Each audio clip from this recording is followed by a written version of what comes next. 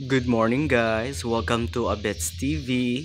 Karon adlaw niya kita karon sulod sa to ang Kalape Cultural and Sports Center no diri sa lungsod sa Kalape.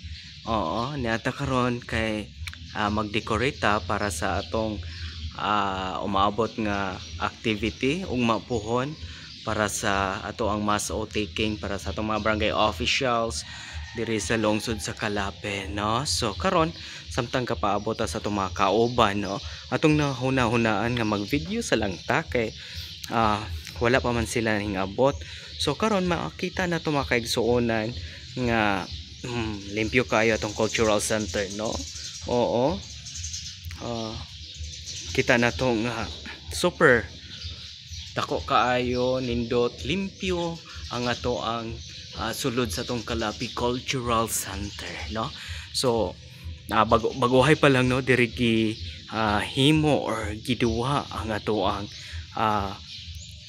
Governor's Cup no diri sa probinsya sa Bohol. Diri sa Kalape giduwa ang maong event no sa Governor's Cup League no, kundiin nahimong kampiyon ang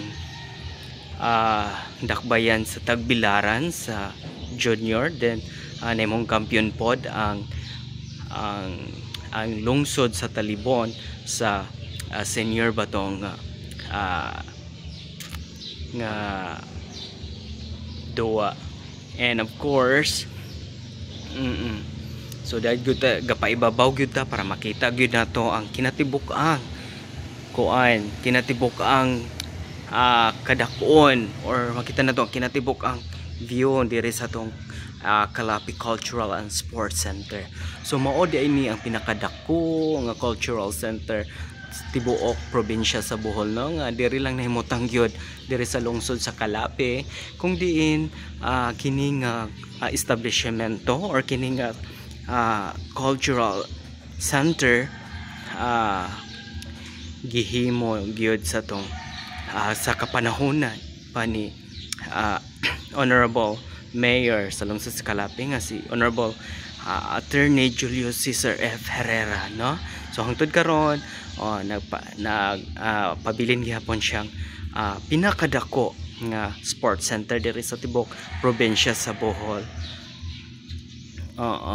So kana ang kita nato no nga wood tiles na mga bleachers, then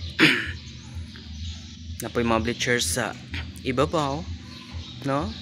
So nindot jud kaayo, tanawan ninyo guys, nako diri sa babaw.